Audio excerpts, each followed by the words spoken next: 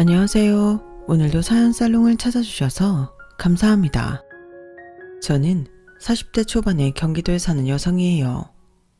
길지 않은 인생을 살면서 정말 지독한 남편과 시댁 때문에 마음고생을 많이 했었죠. 과거가 돼버린 일이지만 이따금 그때가 떠오르면 어떻게 그 시간을 지나왔는지 제 자신이 대견할 정도예요. 남편과 이혼할 때는 아들이랑 나랑 단 둘이서 이 세상을 헤쳐나갈 수 있을지 두려움도 있었지만 저에게는 주변에 좋으신 분들이 있어서 지금은 이렇게 옛일이라며 사연도 보낼 수 있게 됐네요. 저는 재혼도 했고 이전보다 훨씬 행복하게 살고 있어요. 저는 부모님이 중학생 때 돌아가셔서 고모 부부가 키워주셨어요. 자식을 사고로 고냈던 고모 부부는 저를 친딸처럼 대해주셨어요. 쭉 지방에 있던 저는 대학 때부터 서울에서 생활했고 취직도 서울에서 했죠.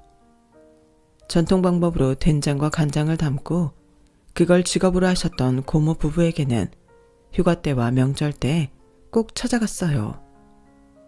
저한테는 부모님이나 다름없는 분들이었기 때문에 돈을 많이 벌어서 꼭 효도하고 싶었어요. 고모부, 이제 나 돈 버니까 적금 열심히 들어서 두 분 여행도 보내드리고 선물도 많이 해드릴게. 녀석아, 너 돈 모아서 결혼할 생각이나 해. 우리는 간장 된장 담다 보면 놀러갈 시간도 없어. 그래 희정아, 고모부 말씀대로 돈 착실히 모아. 우리는 네가 잘 살기만 하면 그뿐이야. 우리 너한테 뭐 바라고 여태까지 같이 산 거 아니다. 너만 잘 되면 나중에 오빠 부부 봐도 부끄럽지 않을 거고. 그리고 뭐든 힘든 거 있으면 우리한테 말해. 물론 결혼할 때도 남들 해주는 만큼 다 해서 보낼 거다. 자식은 부모한테 기대는 법이야. 그럼 나도 고모랑 고모부한테 효도하게 해줘. 부모는 자식한테 효도받는 거잖아. 그렇게 저와 고모 부부는 서로에게 더 받으라고 할 만큼 마음이 깊었고 진짜 부모 자식으로 생각하고 있었어요. 그리고 제가 결혼할 때 정말 혼수며 선물이며 시댁에서 요구하는 것보다 더 많이 챙겨주셨죠. 거래처 직원이었던 남편은 회의 때 본 제가 마음에 든다며 엄청 대시해서 결혼하게 됐는데요. 고모가 그렇게 챙겨주고 잘해주셨는데도 시어머니는 제가 부모가 없는 것과 고모 부부가 시골에서 장을 담근다고 굉장히 무시했어요.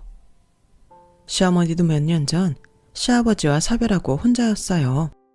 작지만 계속 서울 아파트에서 살며 아들 하나 잘 키운 게 인생의 자부심이었던 분이었고요. 내가 시골뜨기를 며느리로 보려고 서울에서 그렇게 버틴 게 아닌데 형준이는 저런 애가 어디가 좋다고 저러는지 나도 모르겠다. 그래도 혼수는 남들 흉내는 냈으니 내가 남보기 창피하진 않겠네. 그 말이 너무 서운해서 남편한테 이야기했는데 남편은 제 입장을 그닥 생각해주지 않는 것 같았어요.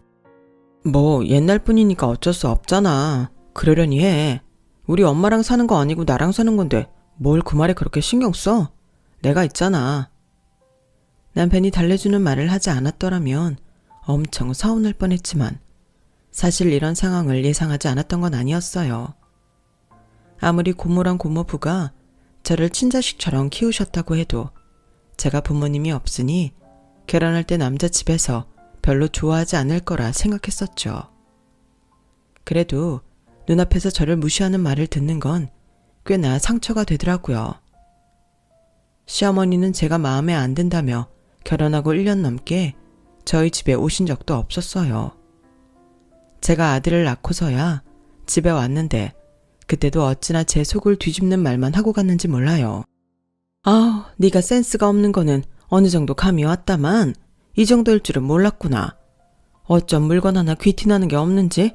뭐가 쿰쿰한 게 니네 고모네가 담근 간장 된장 냄새가 온 집에 다 밴 것 같은데 너 매일 문 다 열고 환기 좀 시켜라. 요새 누가 시골 된장 간장 먹는다고? 어머니, 저희 고모네 간장하고 된장 나름 유명해요. 얼마 전부터는 유명한 쇼핑몰에도 들어갔고요. 전통 방식으로 만드는 게 잘 없다 보니까 그만큼 저희 집 장이 희소가치가 있는 전통 음식에 들어가요. 뭐 시골에서 손으로 만들면 괜히 그런 기분은 들겠다만 그래 봤자 시골 된장간장 아니겠어? 사람들이 제대로 모르고 그런 말에 혹해서 사긴 하던데 암만 그래도 진짜 고급 음식 못 따라가는 거 아니겠니? 아 엄마, 지금 우리 집 평가하러 온 거야. 손주 보겠다고 온 거면 우리 예준이 얼굴이나 보고 가. 싸움 거는 것도 아니고 왜 그래?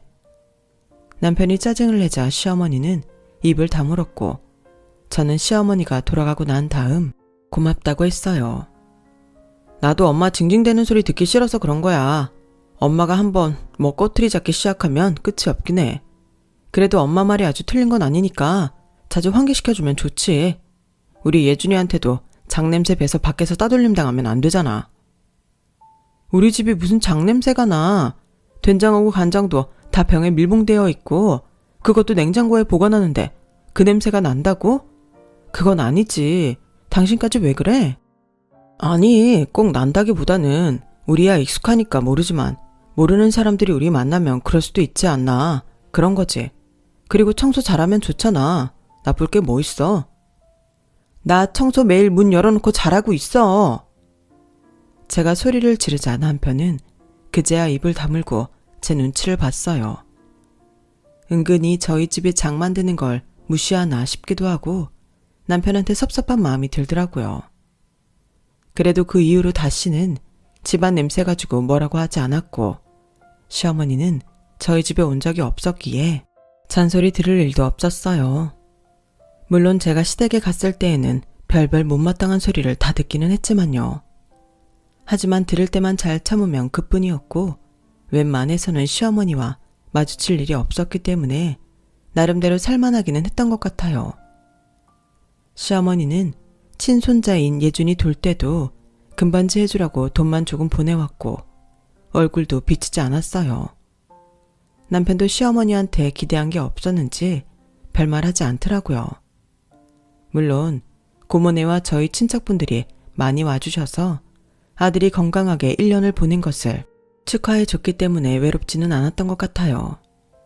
하지만 같은 아파트 단지 내에 저 같은 며느리가 시어머니와 평범하게 소통하고 아이들도 예뻐해 주는 걸 보면 많이 부럽긴 하더라고요. 친할머니 사랑 못 받는 아이가 딱하기도 했고요. 그러다가 시어머니 생일이 다가왔고 고모는 백화점에 들어가는 패키지로 된장 간장과 함께 새로 개발해서 판매를 시작한 고추장 세트를 선물로 보내주셨어요. 고추장 세트에 약고추장하고 보리굴비 고추장도 있다. 네 시어머니 마음에 들었으면 좋겠구나. 들고 말고 할 게 뭐 있어. 된장 간장도 그렇고 이 고추장 세트도 얼마나 비싼 건데. 이렇게 챙겨줘서 고마워. 별말을 다 한다. 네 시어머니가 너한테만 잘하면 난 더한 것도 해줄 수 있어. 사실 고모는 시어머니가 저를 그렇게 무시하고 저희 집 장 담그는 걸 깔본다는 걸 모르고 계셨어요. 제가 한 번도 말한 적이 없거든요. 그저 잘 지낸다고만 했죠. 제가 고모네 장 담그는 것 때문에 무시당한다고 하면 얼마나 속이 상하시겠어요. 게다가 전통장으로 많은 사람한테 인정받고 계신데 정작 시댁에서는 우습게 여긴다는 걸 알면 자존심도 상하고 충격이 크실 것 같아 아무 말 하지 않았죠. 그래도 이렇게 고급스러운 선물 포장이라면 시어머니도 받을 것 같아서 저는 아이를 데리고 선물을 챙겨 시어머니가 생일턱을 내고 있는 한정식 가게에 갔어요. 친구들한테 근사하게 쏘고 싶다고 해서 제가 예약했거든요. 그런데 시어머니는 저를 보자마자 표정이 굳어지더니 아들을 아는 저를 막 밖으로 떠미는 거 아니겠어요. 야, 너 여기가 어디라고 오는 거야? 여기 예약 좀 했다고 얼굴 들이밀겠다 이거야? 네가 며느리 노릇을 제대로 하고 싶으면 내 친구들 앞에 안 나타나는 거다. 나 쪽팔리라고 너처럼 볼 거 없고 자랑할 거 없는 네 모습 보여주는 거니?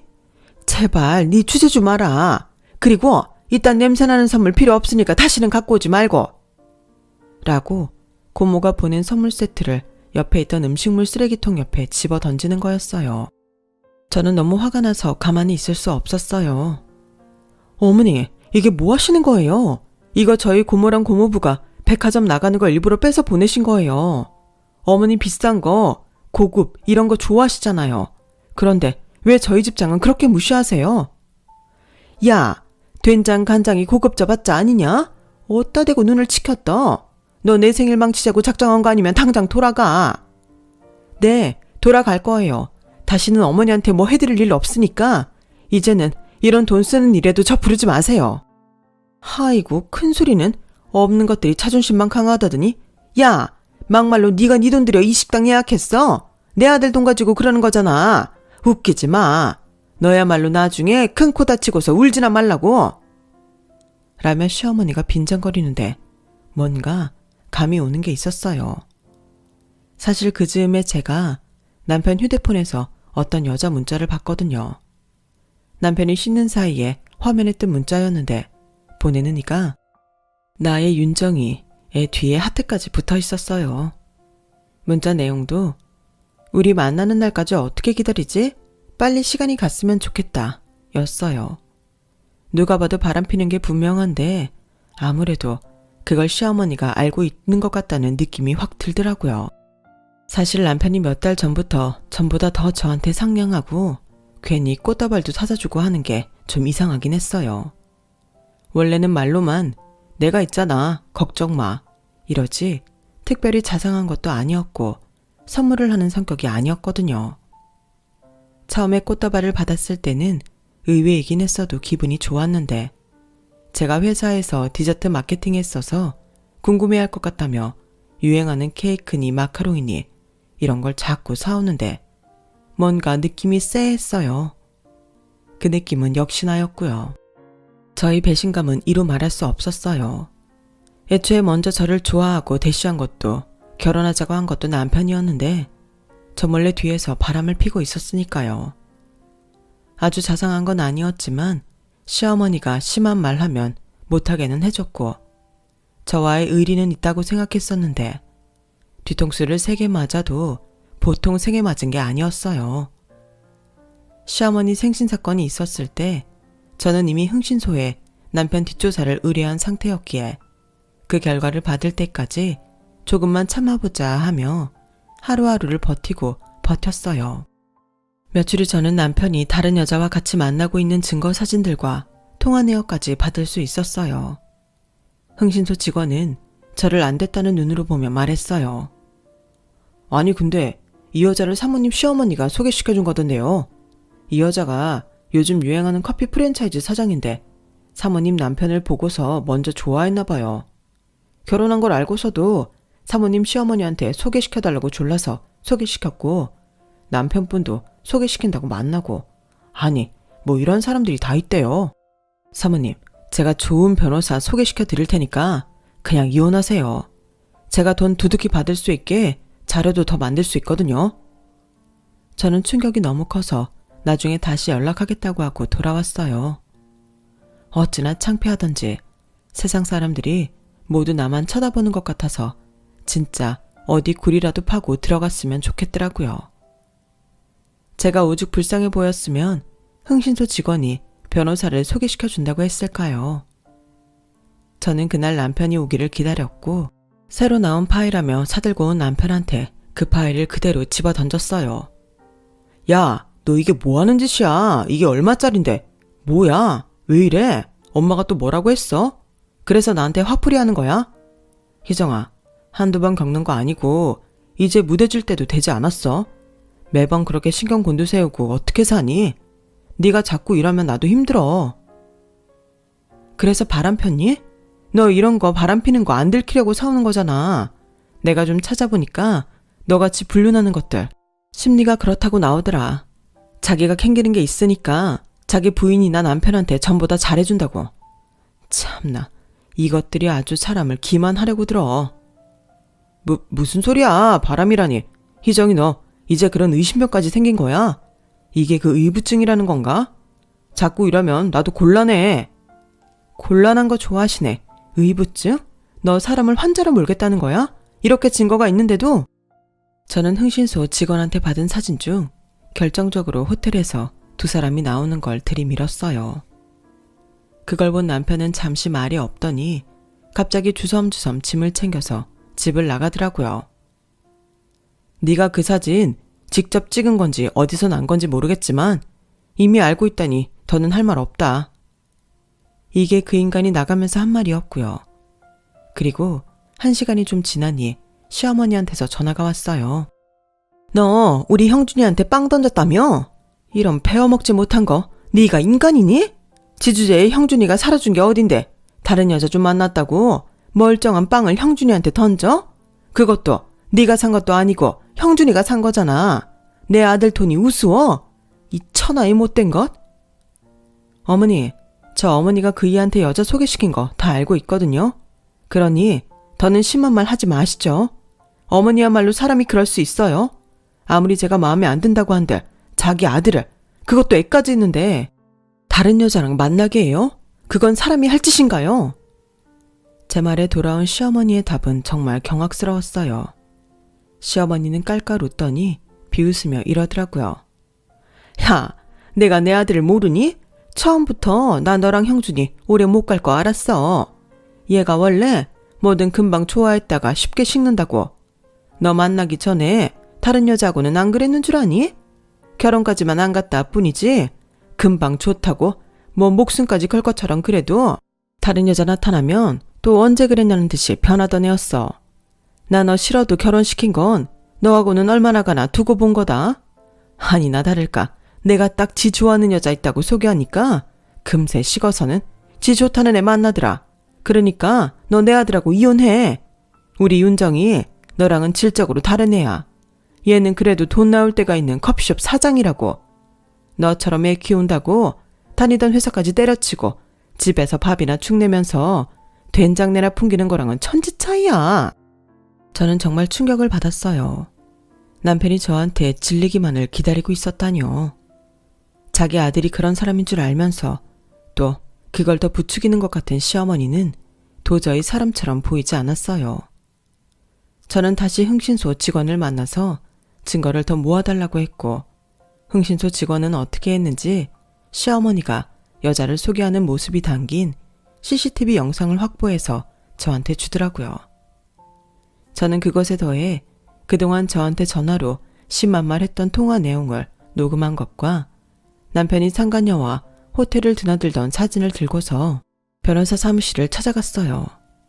변호사는 저한테 혹시 할 수 있으면 남편과 상간녀가 있을 때 그 자리에 나타나라고 하더라고요. 상간녀가 뭐라고 하는지까지 들어보고 그게 유용한 거라면 우리 측에서 충분히 써먹을 수 있다면서요. 저는 흥신소 직원에게 남편 미행을 부탁했고 얼마 안 가 그 사람은 상간녀와 만나는 남편을 잡아냈어요. 바닷가의 펜션이었는데 기가 막힌 건 다음 날이 제 생일이었다는 거예요. 네, 물론 바람피는 것도 다 밝혀지고 제가 이혼 소송을 준비하고 있었지만 그렇다고 저렇게 노골적으로 제 생일 전에 하루 묵고 오는 여행을 간다는 게 정말 뭐라 말할 수 없을 만큼 분하더라고요. 제가 두 사람이 서로 어깨를 껴안으며 바다를 보고 있는 장면을 사진으로 찍으면서 다가갔더니 두 사람은 좀 놀라는 것 같다가 이내 저를 나쁜 사람으로 몰아붙였어요. 남편도 남편이지만 그 여자 참 당당하더라고요. 아줌마, 어차피 이혼하기로 했으면서 왜 이렇게 질척거려? 나 형준 씨 사랑해. 형준 씨도 나 사랑하고. 그러니까 이러지 말고 얼른 꺼져요. 라며 내 어깨를 거칠게 밀어내는데 저는 뒤로 밀려서 바다에 빠질 뻔하기까지 했어요. 남편은 그런 제 모습을 보며 비웃고 있었고요. 희정아, 그만해라. 이미 식은 마음이 돌아서겠니? 나 아직은 애 아빠 하고 싶지도 않고 인생 즐기고 싶어. 너랑 결혼까지는 해도 애는 만들지 말았어야 되는 건데 서로 구차하게 굴지 말고 깨끗하게 헤어지자. 깨끗한 거 좋아하네. 네가 이렇게 지저분하게 구는데 깨끗하게 헤어지는 게 돼? 너 내가 소송 걸어서 위자료 물어내게 생겼으니까 헛소리 하는 거지? 두고 봐. 내가 너 어떻게 하는지. 그리고 윤정이? 너도 잘 들어. 지금은 저 남자랑 죽고 못 살 것 같지? 지가 먼저 좋다고 들이대서 결혼한 여자도 이렇게 만드는데 과연 그 끝이 좋을 것 같아? 너도 망가질 거야. 아, 아줌마. 드라마 너무 많이 보는 거 아니야? 망가지긴 누가 망가져. 아줌마, 여기서 아줌마가 제일 망가졌어. 진짜 집에서 늘어져 있어서 세상 돌아가는 건 모르나 본데 아줌마처럼 무식하고 천박한 여자 받아주는 그런 세상 아니거든? 무식? 천박? 와, 아무리 적반하장이라고 해도 너 같은 여자가 남한테 할 소리는 아니지. 저는 그 말을 마지막으로 돌아섰고 기차를 타고 돌아오면서 분한 마음에 펑펑 울었어요. 그래도 제가 남편 놈과 그 여자가 한 말을 전부 녹음했다는 거에 스스로를 칭찬하고 위로했죠. 변호사가 말한 더 세고 결정적인 증거를 잡았으니까요. 저는 아이를 데리고 고모네로 돌아갔고 고모와 고모부는 그런 저희 모자를 따뜻하게 품어주셨어요. 괜찮다. 우리가 못 사는 것도 아니고 너랑 예준이 정도는 너끈히 먹여 살린다. 그보다 이혼 소송에서 꼭 이기게 준비 철저히 하자. 고모부가 먼저 제 손을 잡고 하시는 말씀에 저는 그 자리에서 목 놓아 울고 말았어요. 부모님이 돌아가신 이후 그렇게 서럽게 울었던 건 처음이었던 것 같아요. 고모도 고모부도 제가 안타까워 어쩔 줄 몰라 하셨고요. 저는 결국 이혼 소송에서 이겼고 남편과 살던 아파트를 받게 됐어요. 여자한테서도 명예훼손과 정신적 피해 보상금을 받아냈고요. 저는 이제 저와 제 아들을 위해 정신 바짝 차리고 살자 싶었어요. 그러면서 일자리를 알아보고 있는데 저희 된장과 간장을 쭉 받아서 쓰는 한정식 레스토랑을 하시는 분이 자기 아들과 일할 사람을 찾는다고 했어요. 고모는 그 말을 듣고 저를 떠올렸다고 하더라고요. 그 사장님 아들이 젊은 사람 상대하는 레스토랑 낸다는데 네가 전에 회사에서 디저트 마케팅 했었잖아. 어떤 게 더 잘 팔릴지 시장 조사도 잘하고 네가 뽑은 건 전부 다 히트 쳤었잖아. 그런 사람이 필요하다는데 나는 네가 딱인 것 같다. 여기가 공기도 좋고 다 좋지만 그래도 예준이 공부는 서울 쪽에서 시켜야 되지 않겠어? 이 기회에 다시 올라가서 일해보면 어때? 저는 무조건 좋다고 했어요. 어떻게든 잘 살아야겠다는 생각밖에 없었거든요. 그렇게 저는 그 사장님 아들분이 시작하는 레스토랑의 기획실장으로 가게 됐고 저와 주방장 파티시에 그리고 그 아들분이 매일 밤늦게까지 머리 터지는 회의를 한 덕에 레스토랑은 승승장구하며 커나갔어요. 강남의 부촌에 있는 레스토랑인데 강북의 핫한 곳에도 지점을 내게 되었고요. 지점을 낸 곳은 고모네와 거래하는 그 사장님의 건물이었어요. 사장님의 한정식 식당 옆자리에 우리 레스토랑이 들어간 거죠. 그 사이에 저는 그 아들분과 재혼도 했고 저는 지점을 책임지는 지점장으로 근무하게 됐어요. 남편도 한번 이혼을 하고 상처가 있었던 터라 저와는 공감대가 잘 형성되어서 처음부터 말이 잘 통했거든요. 그게 제가 이혼하고 5년째였는데 지점을 열기 바로 전에 결혼하고 짧지만 가까운 곳으로 아이들과 함께 여행도 다녀온 직후였어요. 남편한테도 아들이 있었는데 예준이보다 1살 형이었어요. 둘은 처음부터 원래 형제였던 것처럼 너무 잘 지내서 다들 놀랄 정도였어요. 고모는 제가 재혼을 하는 날 엄청 많이 우셨어요. 네가 이렇게 좋은 집안에 좋은 남편 만나려고 그렇게 모진 고생을 했나 보다. 이제는 우리도 여한이 없다. 힘든 시간 잘 이겨줘서 고맙다 이정아. 고모랑 고모부 없었으면 이렇게 하지도 못했지. 나한테는 고모 고모부가 부모님이나 마찬가지야. 정말 고마워요 엄마 아빠. 저는 그동안 늘 하고 싶었던 엄마 아빠 소리를 드디어 입 밖으로 냈고 고모랑 고모부는 제 말에 더 많이 우셨어요. 그렇게 재혼 후 레스토랑을 내고 바쁜 시간을 보내고 있는데 어느 날인가 제가 쉬는 날 저희 레스토랑이 손님들 눈에 어떻게 보이는지 확인하라고 편한 옷을 입고서 레스토랑 건물 밖에서 들고 나는 손님들을 지켜보고 있었어요.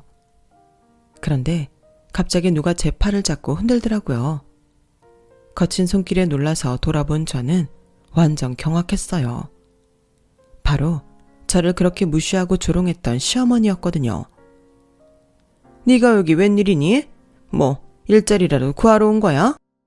무슨 말씀이세요? 그쪽이야말로 여기까지 무슨 일이에요?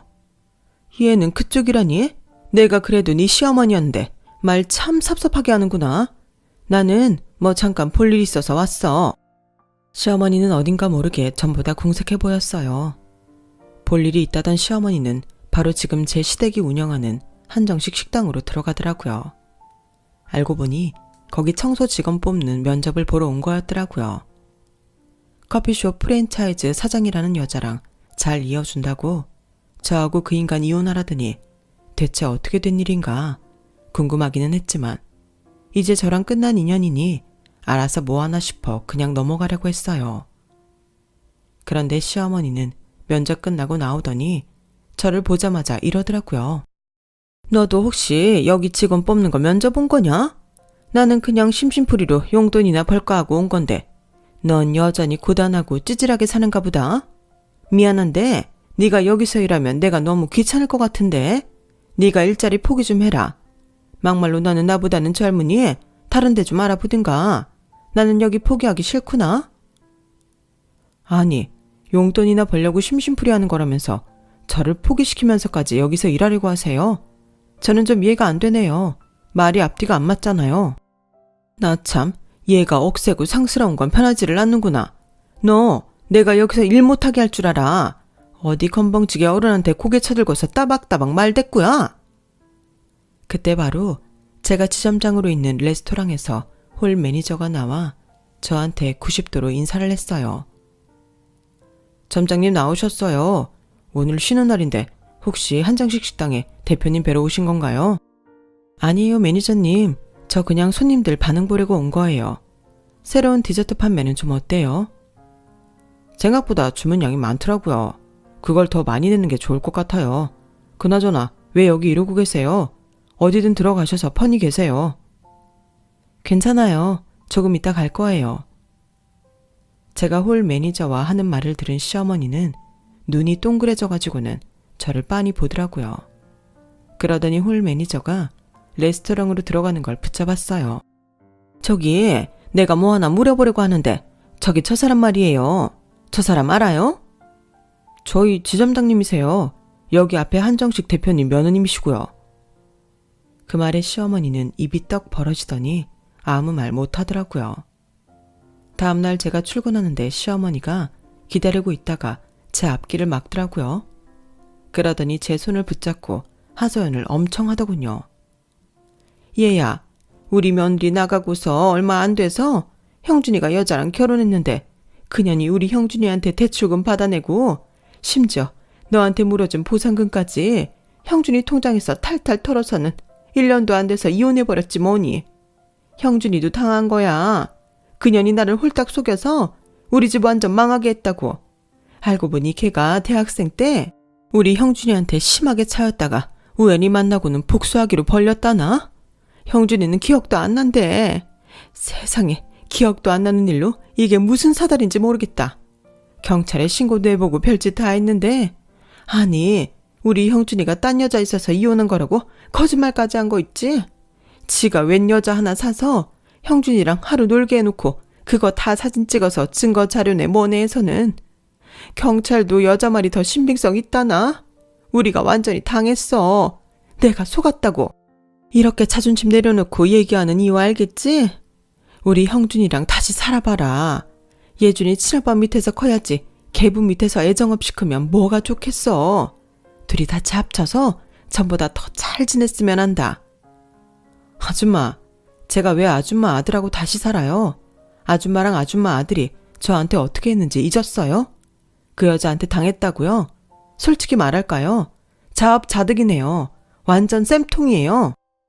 야, 너 무슨 말을 그렇게까지 하니? 아무리 그래도 한 집에서 같이 살았던 사람 아니니? 네가 좀 돈 있는 집으로 시집갔다고 해서 네 출신이 변하는 거 아니다? 넌 그래봤자 냄새나는 장 만드는 집 조카잖아. 나는 그럼에도 네가 우리 아들하고 다시 잘 살기를 바라는 건데 어쩜 말을 그렇게밖에 못하니? 아줌마가 그렇게 무시하는 우리 고모네 된장, 간장, 고추장, 여기 대표님이 얼마나 오랫동안 우리 것만 썼는지 알아? 그래서 사업 잘 된다고 고맙다고 인사까지 하셨어. 나는 우리 남편 지금 레스토랑 시작할 때 만났고 이게 다 우연이 아니라고 생각해 난. 내가 지금 남편 만나려고 당신 아들하고도 헤어지고 지금 정신 똑바로 차리고 사는 거라고. 그러니까 아줌마 정신 차려요. 우리 예준이 그 인간 자기 아빠하고 싶지 않다고 말해서 그 녹음 때문에 소송에서 더 불리했던 건 몰라요? 아줌마는 언제 한번 예준이 친손자 대접해줬어요? 그러니까 헛소리 그만하고 돌아가세요. 참고로 아줌마는 우리 아버님 식당에서 일 못하니까 그렇게 아시고요. 내가 가만히 있었는데도 직원들이 보고 벌써 다 아버님한테까지 얘기했더라고요. 그렇게 말하고 들어가려는데 시어머니는 제 앞에 무릎까지 꿇고서 싹싹 빌었어요. 제발 우리 한 번만 살려다오. 형준이랑 나 지금 너무 힘들어. 부탁이야 아가. 며느라, 응? 누가 누구 며느리야. 나 당신이 우리 고모가 정성껏 보낸 된장, 간장, 고추장 버리는 거 본 날부터 당신들한테 완전히 학을 뗐다고. 한 번만 더 찾아와서 이러면 나도 가만 안 있을 테니까 좋은 말 할 때 돌아가요. 얘야, 아니 사모님, 사장님, 제발 한 번만 우리 좀 봐줘요. 제가 잘못했어요. 시어머니는 울며 불며 저한테 매달렸지만 저는 더 이상 상대하지 않고 레스토랑으로 들어와 버렸어요. 그 후로 시어머니는 전 남편까지 데리고 와서 거의 강제하듯이 다시 합치라고 하다가 제 지금 남편이 경찰을 부르고 난 다음에야 도망쳤고 그 후로는 다시 발길도 하지 않았어요. 전 남편은 한 번 더 저한테 연락을 해서 싹싹 빌더라고요. 희정아, 내가 진짜 잘못했어. 나 정말 잘할게. 나 잘 살 수 있어. 정신 차렸다니까. 내가 어리석었어. 그냥 너 다른 여자 만나서 살아. 단 결혼까지 했는데 네가 이러는 거 불륜 조장이야. 나 정식으로 이거 경찰에 고소장 접수할까? 내 생활 기반 흔든다고? 그제야 전 남편은 더는 희망이 없다는 걸 알았는지 전화를 끊었고 다시는 연락하지 않더라고요. 5년이라는 시간이 지났지만 제 마음에 앙금이 남아있었는지 그렇게 늦게 되갚아주고 난 후에야 저는 속이 시원해졌어요. 나중에 알게 된 일인데 그 후 전 남편과 시어머니는 집을 다 정리해서 지방으로 내려갔다고 해요. 도저히 서울이나 수도권에서 살 수 있는 형편이 안 됐다네요. 남편도 지방에 직장을 잡고서 대출금에 빚에 시달리며 월세 내는 것도 빠듯하게 살고 있다고 해요. 저는 남편하고 두 아들과 함께 잘 지내고 있어요. 아이들이 하루하루 커가는 걸 보는 게 얼마나 행복한지 몰라요. 이런 행복을 알게 해준 남편한테도 매일 고마워하고 있어요. 남편은 고모 부부를 장인어른 장모님이라고 부르며 문안 전화도 자주 드리고 때마다 철마다 잘 챙겨주고 있어요. 저도 그만큼 시부모님께 잘하려고 노력하고 있고요. 제 이야기는 여기까지예요. 지금까지 들어주신 분들 모두 행복하시고요. 내일 건강하고 좋은 일만 가득하시길 빌게요. 여러분, 사연 댓글에 응원과 현명한 조언 부탁드려요. 좋아요와 구독은 저에게 큰 힘이 됩니다. 오늘도 좋은 일 가득하세요.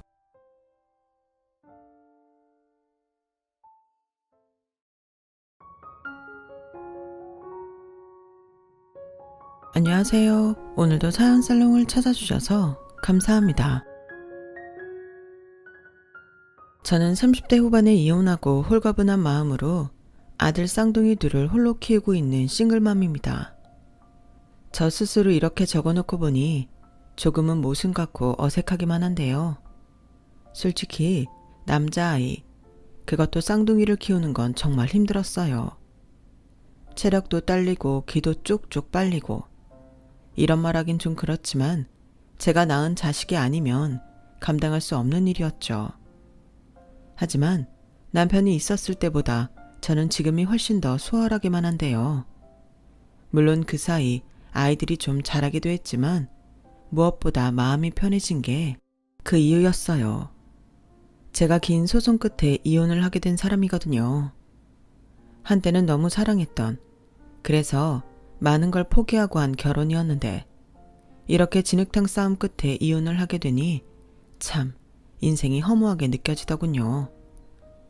시간은 억만금을 준다고 해도 돌이킬 수 없는 거잖아요. 그래서 그런지 저는 이제야 얻게 된 제 생활이 너무나도 소중하고 지금도 지나가는 시간이 아깝기만 한데요. 그러면서도 그 인간들을 용서할 수 없어 이렇게나마 하소연하고자 사연을 신청하게 되었어요. 모든 사람들의 이혼 사유가 최악이겠지만 저 역시 너무 어이없고 인간이 어떻게 그렇게까지 할 수 있는 건지 화만 뻗치는데 지금부터 그 이야기를 여러분들에게 들려드릴까 합니다. 저는 지금으로부터 딱 6년 전 계절의 여왕이라 불리는 5월에 남편놈이랑 결혼을 했어요. 남편은 친구 소개로 만났는데 당시 이름을 말하면 다 아는 은행에서 근무하고 있었고 저는 모 디자인 회사에서 근무하고 있었을 때였어요. 안녕하세요. 최은지라고 합니다. 정선이한테 얘기는 많이 들었어요. 자기 오빠보다 더 오빠 같은 사람이라고. 그래요. 정선이 오빠가 좀 마음과 다르게 행동이 좀 무덤덤하거든요. 그래서 정선이가 그렇게 말했나 봐요. 저도 은지씨 얘기 많이 들었어요. 자기 친구 중에 제일 예쁘고 센스 있는 친구라고요. 근데 실제로 보니까 그 말이 맞는 것 같네요. 영광입니다. 무슨 영광까지. 저도 만나 뵙게 되어서 너무 반가워요. 저희 둘은 참 희한하게도 처음 만났을 때부터 오랜 시간 사귄 연인처럼 편안했어요. 친한 친구가 장담한 자기 오빠 친구라서 그런 건지 남편이 저보다 5살이 많았는데도 서로 이야기 코드도 잘 맞고 무엇보다 자상하고 배려가 몸에 배어 있어서 제가 먼저 호감을 느끼게 되었죠. 당시를 회상해보면 남편은 딱 제가 바라던 이상형이었어요. 이런 말하기 좀 부끄럽지만 저는 당시 남자 외모를 꽤 많이 보는 편이었거든요. 생긴 거 봐서 뭐하냐, 남자 얼굴 뜯어먹고 살 거냐. 주변에서 말도 많이 듣긴 했는데 나이 어린 여자가 외향적인 건 하나도 보지 않는다는 건 사실 거짓말이잖아요. 저는 거기에 조금 더 까다롭게 보는 편이긴 했는데 키도 좀 컸으면 좋겠고 이왕이면 청바지와 티셔츠 같은 거 말고 수트를 입고 출근하는 그런 남자를 만나고 싶었는데 그런 제 취향을 잘 아는 친구의 주선은 아주 취향 저격이었죠. 게다가 남편과 저는 서로 이야기도 잘 통하니 제가 먼저 정식으로 사귀자고 대시를 했고 남편도 그런 제 모습이 당당해서 끌렸다며 저희는 본격적인 연애를 하게 되었어요. 그리고 결혼식을 올리기까지 3년이 채 걸리지 않았는데 저도 남편도 서로 너무 사랑하는 마음이 크니 자연스럽게 결혼을 원하게 되더라고요. 그렇게 한 결혼이기에 저는 다른 사람은 몰라도 제가 남편과 알콩달콩 깨벗고 살 거라 믿어 의심치 않았어요. 하지만 그것도 어디까지나 제 착각이었죠. 결혼은 저희 둘만 좋다고 이어갈 수 있는 게 아니었으니까요. 그리고 결혼 전에는 그저 좋은 모습만 보여줬던 시댁 식구들이 결혼 후 저한테 시짜짓을 하려고 하는데 그게 저한테는 그렇게 스트레스였어요. 그러니 시댁이라는 두 글자가 당시 제 인생의 큰 걸림돌이었는데 시댁 식구라고 해봤자 딱 2사람뿐이었네요. 남편한테는 저보다도 3살 어린 여동생이 있었거든요. 그러니까 남편보다는 8살이나 어린 늦둥이 동생이었는데 신우는 한심하게도 자기 손으로 단돈 10원도 벌어본 적 없는 사람이었어요. 그러면서도 갖고 싶은 거 먹고 싶은 건 왜 그렇게 많은지 욕심이 철철 넘쳤는데 저는 뵙지도 못했던 시아버님이 신우가 12살 때 교통사고로 돌아가셔서 시어머니와 남편은 신우를 늘 짠하게 여겼어요. 저도 결혼 전에는 그런 사연을 듣고 신우가 아버지 정이 많이 그리웠겠네. 아버지가 안 계셔서 힘들었겠다 하며 공감하곤 했는데 막상 결혼하니 이건 뭐 지나쳐도 너무 지나친 거예요. 아나무인 신우도 그렇고 그런 신우를 불쌍하게 여기는 남편과 시어머니까지 그 정도가 선을 넘어도 한참 넘었었죠. 그리고 그런 건강하지 못한 관계는 저를 중간에서 너무 힘들게 했는데요. 그래도 내심 저도 믿는 구석이 있긴 했어요. 우리 미정이는 아빠 없이 커서 그런가 애가 너무 마음이 여려서 내가 걱정이 이만저만이 아니야. 남 밑에서 상처받을까봐 어디 가서 알바라도 하라는 소리를 못하겠다니까. 그래도 혹여 너희한테 미정이 거두라고는 하지 않을 거니까 걱정은 하지 마라. 내 딸은 내가 책임져야지. 정 안 되면 내가 가게라도 하나 차려줄 거야. 그래도 내가 그 정도 능력은 되니까. 라고 시어머님이 저희 결혼 전부터 말씀을 하셨거든요. 물론 그 말을 전부 다 믿는 건 아니었어요. 사실 저희 결혼할 때 시어머님은 당신 시중에 돈이 없으시다며 저희 결혼하는데 한 푼도 지원해주지 못하셨거든요. 그런데 갑자기 당신이 그런 능력은 있다고 하시니 좀 믿음이 가진 않았는데, 이랬거나 저랬거나 어머님이 시누이를 책임지신다고 하니 그 말만큼은 믿고 싶었어요. 뭐 살고 계신 빌라라도 팔아서 차려주시려나 했었죠. 그리고 저희는 저희 둘이 모은 돈과 대출로 신혼집과 결혼식 준비를 마쳤는데 그걸 저희 친정에서 좀 짠해하셨어요. 솔직히 저희 친정은 외가친가 전부 여유가 있던 집으로 부모님이 양쪽에서 상속을 꽤 받아 경제적으로 여유가 많으셨거든요. 그런데 시댁에서 한 푼도 지원을 받지 못하니 제가 먼저 나서서 양과 똑같이 지원을 받지 않겠다고 했는데 저희 부모님은 그게 많이 안쓰러워 보였나 봐요. 니들 뜻은 잘 알겠는데 우리라도 너희를 좀 도와주면 니들이 그래도 신혼인데 대출은 피할 수 있지 않겠니? 나도 솔직히 그러고 싶은데 그러면 그 사람이 많이 불편할 것 같아. 괜히 나한테, 그리고 우리 집에 눈치 보이지 않겠어?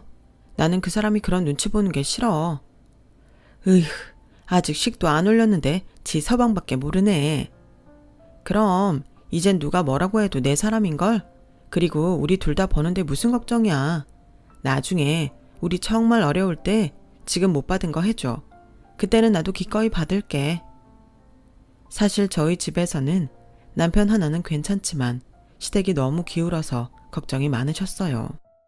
그래서인지 저희 엄마가 원래 그런 사람이 아닌데 은근히 돌려서 결혼 안 하면 안 되냐고까지 하실 정도였는데 제가 너무 남편을 사랑하니 어쩔 수 없이 허락을 해주셨죠. 그래서 저는 그것만으로도 죄송하고 감사한 마음이 컸기에 꼭 남편과 결혼해서 잘 사는 모습을 보여주고 싶었어요. 그리고 결혼하고 4개월 만에 임신을 했는데 글쎄 초음파 사진에 아이 심장이 2개라고 하시더군요. 쌍둥이였어요. 얼마나 놀랐는지. 저는 한 번도 제가 쌍둥이 엄마가 될 거라고 상상도 하지 못했거든요. 그리고 쌍둥이를 낳으면서 저는 어쩔 수 없이 다니는 회사를 그만둬야 했어요. 도무지 쌍둥이를 맡길 곳이 없더라고요. 게다가 제 성격상 남의 손을 잘 빌리지도 못하는데 지지고 볶는 한이 있어도 제가 도맡아야 하는 게 낫겠다고 생각했죠. 그런데 남편은 제가 회사를 그만두는 게 내심 서운한 기색이었고 저는 그런 남편의 모습이 실망스럽고 서운했어요. 툭 까놓고 남편은 자상한 성격은 맞지만 집안일은 잘 도와주지 않았고 육아에 있어서도 그다지 도움이 되지 않았거든요. 그리고 실망스러운 모습은 그뿐만이 아니었는데요. 결혼 전에는 몰랐는데 남편은 은근히 보수적인 성향이었고 그로 인해 집안일과 육아는 여자 일이라는 듯한 태도를 보였는데요. 자기가 도와주지도 않을 거면서 저한테 쌍둥이 육아 그리고 집안일과 회사 일까지 전부 다 미루는 게 점점 짜증났죠. 결혼도 아이도 저 혼자 벌린 일이 아니잖아요. 우리 둘이 좋아서 이룬 가정인데 어째 여자한테만 이 많은 일이 떠넘겨지나요? 그래서 그때부터는 남편과 싸움도 많이 했죠. 그러니 자연스럽게 저희 둘 사이는 멀어지기 시작했고 남편은 저한테 이렇게 말했어요. 내가 괜히 그래? 우리 전세 보증금 대출 있잖아. 그 대출을 나 혼자 벌어서 갚아야 하는데 내가 얼마나 중압감에 시달리는 줄 알아? 거기에 자기는 돈 아까운 줄 모르고 펑펑 쓰잖아. 내가 뭘 언제 펑펑 썼다고 그래. 애가 둘인데 당연히 이것저것 나가는 게 많지. 아니지. 자기가 힘들다고 다 돈으로 해결하려고 하니까 그런 거잖아. 자기가 모유 먹이면 분유값 안 나가고 자기가 청기저귀 쓰면 기저귀 값도 안 나가는데 자기는 돈도 안 버는 사람이 왜 그렇게 몸을 사려? 나한테 미안하지도 않아? 미안? 자기야말로 나한테 안 미안해? 이러려고 결혼했어? 나는 하루 종일 이 집구석에서 애 둘 데리고 실랑이 해. 자기는 점심시간도 있고 퇴근하고 집에 오면 차려준 밥이나 먹고 핸드폰 하다가 자면 끝이지. 나는 퇴근도 없고 주말도 없다고. 다른 여자들도 다 그렇게 살아. 자기만 그런 게 아니잖아. 그러게 그냥 워킹맘 하지 그랬어. 세상에나 어떤 남편이 자기 아내가 워킹맘을 했으면 좋겠다는 말을 저렇게 당당하게 할 수 있을까요?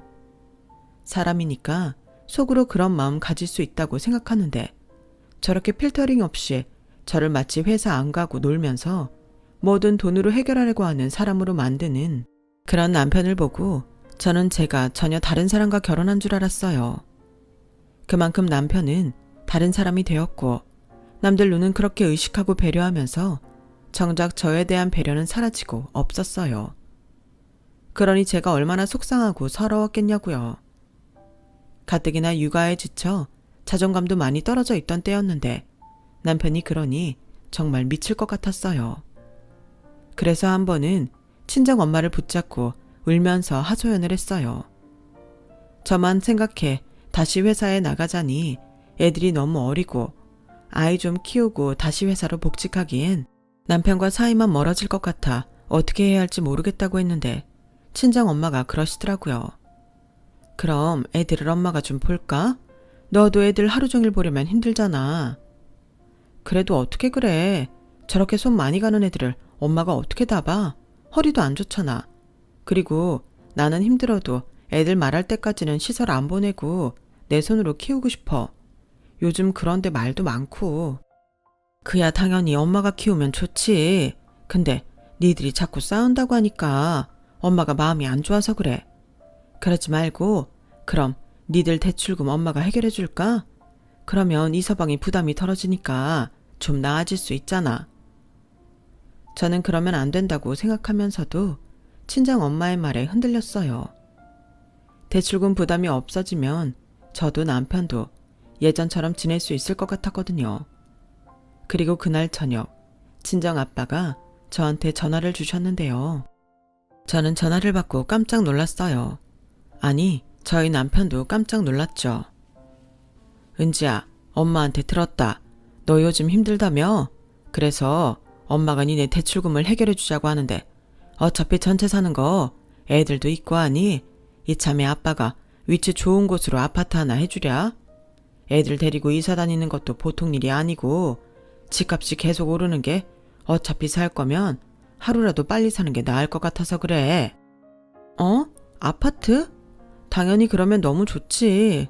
근데 아파트는 작은 평수라도 서울이면 너무 비싸잖아.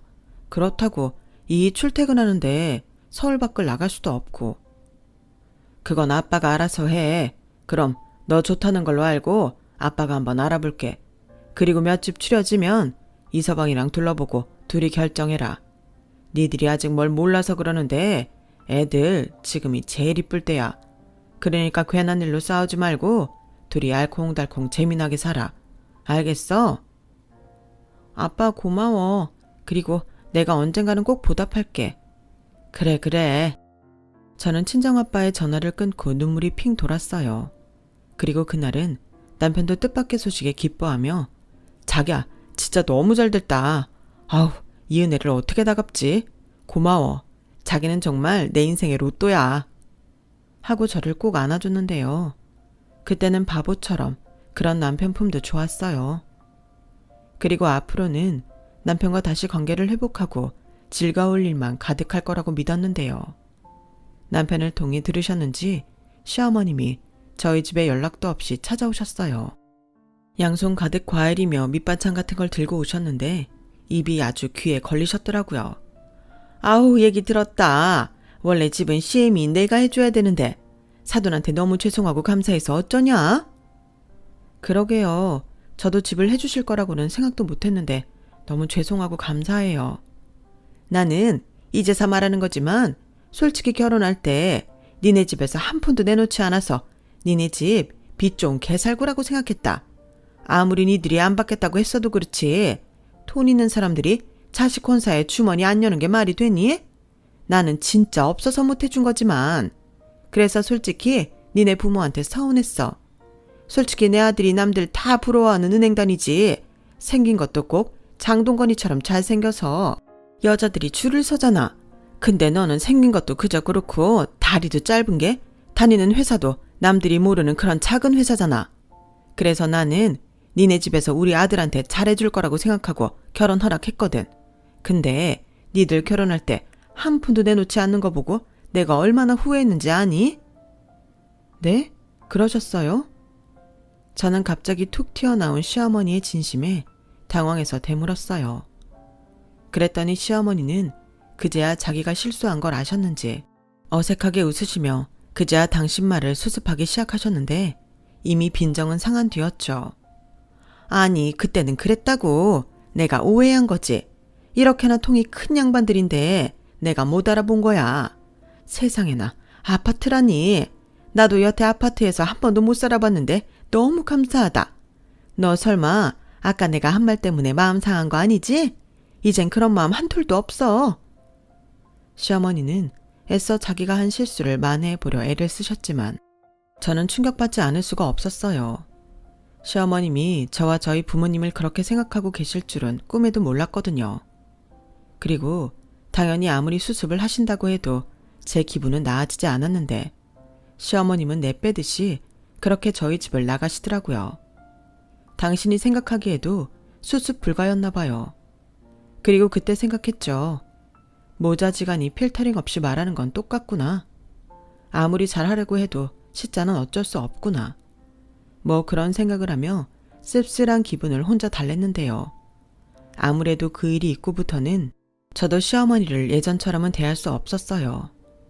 그렇게 5개월 뒤 저희는 생활권이 좋은 서울의 모 동네 아파트를 매입해 이사를 했어요.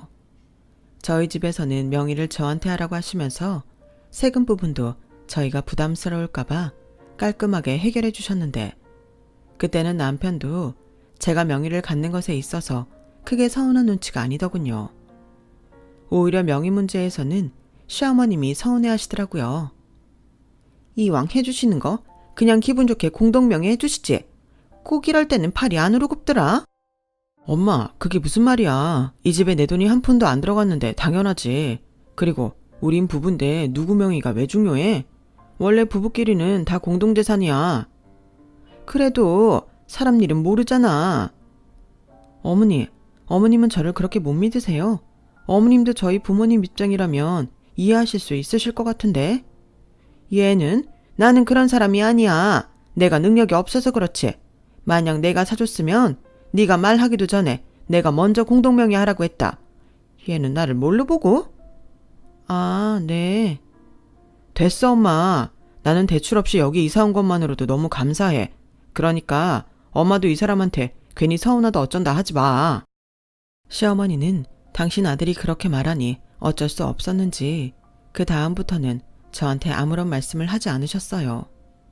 하지만 일주일에 2번 이상은 꼭 저희 집에 오셨고 저는 솔직히 불편한데 시어머니는 그런 제 마음도 모른 채 당신의 검은 속내를 내비치기 시작하셨어요. 아우, 봐도 진짜 좋네. 여기 얼마라고 했지? 여기 7억 조금 더 주고 왔어요. 근데 앞으로 계속 오를 것 같긴 하더라고요. 그래. 아우, 좋다, 좋아. 니들 생각하면 내가 당장 죽어도 여한이 없는데 우리 미정이 생각하면 고구마를 수천 개 먹은 듯 속이 답답해. 왜요? 아가씨한테 무슨 일 있어요? 그게 요즘 독립을 하고 싶다고 나한테 집을 얻어달래. 막말로 지 손으로 지 양말 한번 빨아본 적이 없는데 무슨 독립을 한다고? 그래서 내가 독립하고 싶으면 어디 가서 취직이라도 하라고 한 소리 했더니 입이 아주 대빨 나왔어. 아, 어머님도 속상하시겠네요. 자식이 원수다. 너처럼 든든한 아빠가 없어서 그런가 우리 딸은 자꾸만 뒤처지는 것 같고. 혹시 네가 우리 딸 취직할 것 좀 알아봐 줄 수 있니? 그게 아가씨는 대학을 중간에 재적한 거라 쉽지 않을 것 같아요. 차라리 지금이라도 직업학교나 자격증을 따는 게 더 빠를 것 같은데. 나도 그렇게 말했지. 요즘은 국비 지원되는 것도 많던데. 근데 기집애가 싫대. 그리고 지금은 무조건 독립해서 나가서 서울에서 살고 싶다고 하는데 내 속이 터지지 않겠니? 그래서 하는 말인데 너희가 언니고 오빠니 우리 미정이 1, 2년 정도 데리고 있으면 안 될까? 네? 저희가요? 어머니 그건 쉬운 일이 아닌 거 알아. 근데 어쩌니? 내가 집 해줄 능력이 없는 걸. 신우이도 가족인데 네가 좀 품어다오. 어머니 그건 안 될 것 같아요. 어머님이 저희 결혼 전에 그러셨잖아요. 아가씨 저희한테 거두라고 하지 않겠다고요. 이제 와서 말을 바꾸시면. 그야 사람이 사정에 따라 달라지는 거지. 내가 그때 네가 이렇게 넓고 좋은 아파트를 니네 친정에서 받을 줄 알았니? 그래도 그건 싫어요. 죄송해요. 시어머니는 제가 단호하게 거절하자 얼굴이 빨갛게 달아올라서는 점점 흥분하셨어요. 그러면서 제가 자기를 무시했다고 제 앞에서 우시기 시작하는데 참 당황스럽더라고요. 세상에나 신우도 가족인데 이렇게 말 나오자마자 매몰차게 거절할 수 있는 거니? 네가 나 돈 없다고 무시하는 게 아니면 어떻게 이럴 수가 있어? 내가 서러워서 살 수가 없다. 제가 언제 어머니를 무시했어요. 제 입장도 헤아려 주세요. 쌍둥이 혼자 덜 보는 것도 힘에 부치는데 아가씨까지 데리고 있으라니 제가 좋을 리가 없잖아요. 아니 왜 너는 부정적으로만 생각하니? 우리 애가 도움이 될 수도 있지. 너한테 살림도 배우고 조카도 같이 돌보면 너도 좋은 거 아니야? 어머니도 못 부리는 딸을 제가 어떻게 집안일이나 애들 보는 일이나 같이 하자고 해요. 솔직히 같이 하자고 해도 같이 할 아가씨도 아니잖아요. 어머니도 아시면서.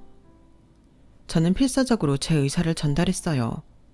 그러자 시어머니는 더는 할 말이 없는지 아무 말도 하지 못하셨는데 그게 또 너무 분하셨는지 금방이라도 터질 것 같은 얼굴을 하시고는 그래 알았다. 네가 우리를 어떻게 생각하는지 아주 잘 알았어. 그래 넌 니네 집에서 해준 좋은 아파트에서 잘 먹고 잘 살아라. 나는 가련다. 이렇게 말씀하시고 아이들 힘들게 재웠는데 현관문이 떨어져 나가라 쿵 하고 닫고 나가셨어요. 덕분에 저는 쉬지도 못하고 잠에서 깬 애들 다시 재우느라 진땀을 빼야 했는데 그날 저녁 아니나 다를까 남편이 그러더라고요. 아까 엄마한테 전화 왔는데 자기 꼭 그렇게 해야만 했어? 내가 뭘? 그럼 자기는 동생을 데리고 있자는 거야? 아니 거절을 해도 돌려서 사람 기분 나쁘지 않게 할 수 있잖아. 자기 원래 그런 거 잘하지 않았어? 우리 엄마는 자기가 우리 집을 무시해서 그러는 거라고 하는데 설마 진짜 그런 건 아니잖아. 어머님이 그러셔? 내가 무시해서 그렇다고? 내가 그렇게 아니라고 말씀드렸는데. 그러지 말고 내일은 우리 엄마한테 전화해서 잘못했다고 해. 우리 엄마 그 일로 밥도 못 드시고 잠도 못 주무시면 그때는 어쩌려고. 싫어. 내가 잘못한 게 없는데 왜 그런 말을 해야 해? 그리고 잘못했다고 하면 그때는 아가씨 우리 집에 데리고 있겠다고 해야 하는데 난 진짜 싫어. 내 동생이랑 무슨 원수졌냐? 왜 그래? 몰라 물어? 자기 동생 무슨 기회 있으면 우리한테 뭐 뜯어가려고 하잖아. 내가 왜 아가씨 우리 집에 안 부르는데 우리 집 오면 안 가려고 버티고 자기 마음대로 안방에 들어가서 내 물건 뒤지는데 내가 좋겠어? 그야 내 동생은 철이 없어서 그렇지. 그리고 언니가 있어 봤냐? 지 딴에는 자기가 친언니 같아서 그러는 거야. 싫어. 난 친동생이라도 싫은 건 싫은 거야. 그리고 어머님이 분명 아가씨는 어머님이 책임진다고 하셨잖아. 난 이제 와서 말 바꾸시는 것도 싫어. 남편은 제가 계속 싫다고 하자 자기도 기분이 상한 듯 얼굴이 딱딱하게 굳었어요. 그리고 나중엔 자기도 화를 내며 자기 동생을 그렇게 싫어하는데 왜 자기랑 결혼했냐며 말도 안 되는 소리를 하는데 그때는 제가 당황해서 순간 아무 말을 하지 못했네요. 그리고 그 일로 저희는 부부싸움까지 하게 됐어요. 팔은 안으로 굽는다고 남편은 시어머니랑 똑같이 제가 자기 집을 무시해서 그러는 거라며 자기는 혼자 힘들게 버는데 제가 이기적이라고 하더군요. 그래서 일주일 넘게 남편과 말도 하지 않고 냉정기간을 보내야 했어요. 제 입장에서는 제가 스트레스 받고 힘들 것이 뻔한 일이었는데 다른 사람도 아닌 남편이 그걸 이해하지 못한다고 생각하니 서운하다 못해 화가 났어요. 그리고 냉정기간 중 무슨 바람인지 남편은 저한테 먼저 잘못했다며 자기 생각이 짧았다고 사과를 했고 처음엔 저도 마음에 응어리가 있어서 남편의 사과를 받지 않으려고 했는데 남편은 그날 이후 집안일과 육아를 도와주고 저희 부모님께도 찾아가 밥을 사는 등 노력하는 모습을 보여서 저도 마음이 풀어졌어요. 하지만 그렇다고 시어머니에 대한 감정은 풀리지 않았죠. 시어머니는 아무 일도 없다는 듯 다시 예전처럼 저희 집에 오시고 저한테 전화도 하셨지만 저는 그게 불편하기만 했어요. 그리고 제 마음이 좀 달라져서인지 전에는 보이지 않았던 것들이 시간이 지나면서 보이기 시작했는데요. 저희 시어머니는 특정한 직업은 없어도 늘 손에 일을 놓지 못하셨어요.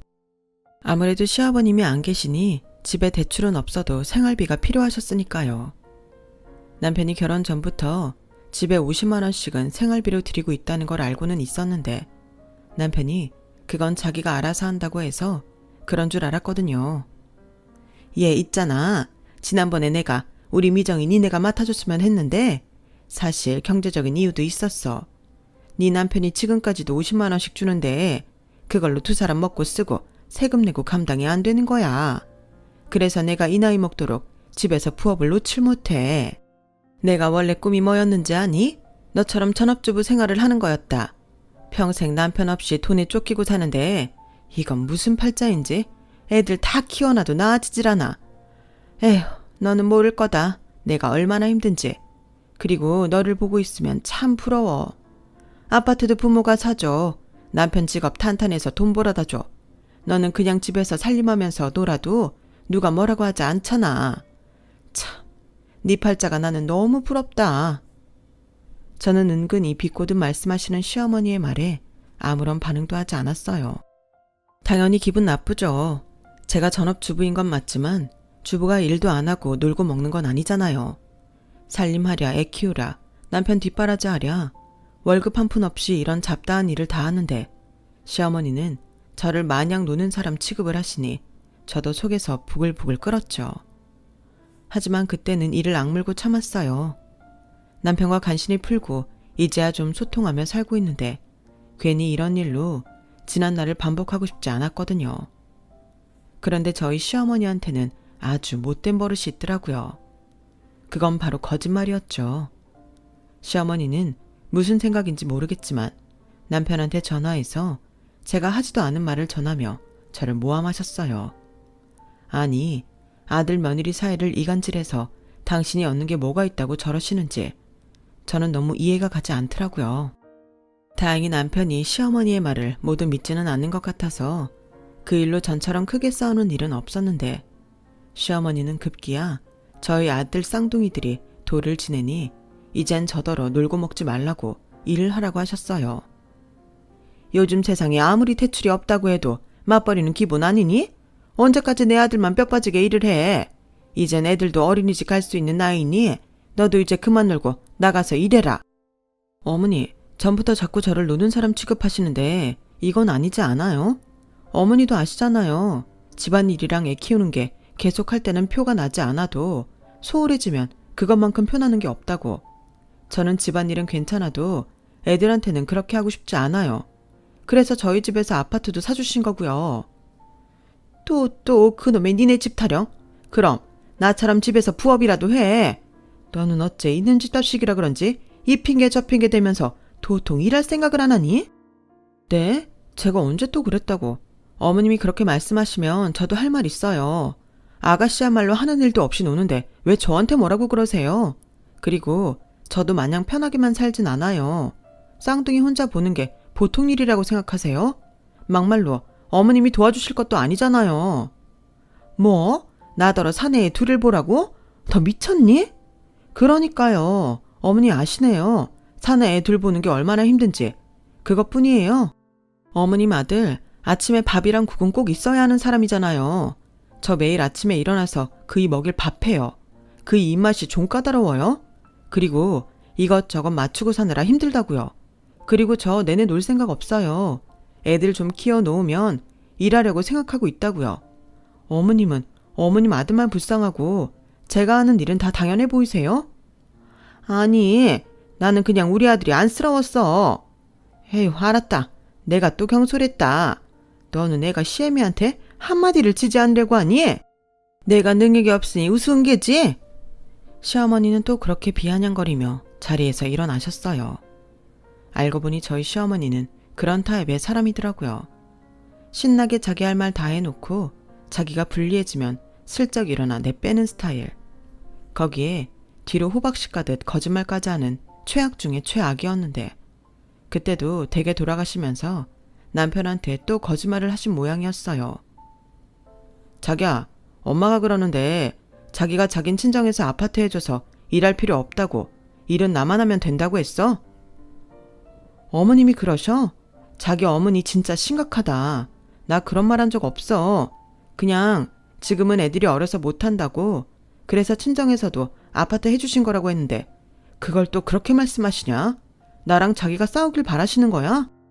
우리 엄마도 속상해서 그랬겠지. 엄마한테는 아무래도 내가 아들이니까 짠해 보일 수 있잖아. 그냥 그럴 땐 최대한 돌려서 좋게 말하면 안 돼? 이젠 자기도 우리 엄마 겪어봐서 알잖아. 우리 엄마가 자기 이제 무섭대. 저는 남편의 말에 솔직히 너무 어이가 없었어요. 며느리가 무서운데 그런 말을 하고 또 거짓말까지 해서 싸움 붙이나요? 그리고 만만해 보일 바에는 그냥 앞으로도 계속 저를 무서워하시며 조심하셨으면 좋겠다고 생각하는데 가끔 너무 답답해서 친정 엄마한테 하소연을 하면 저희 엄마는 니네 시어머니가 너한테 대우받고 싶어서 그러시나 보다.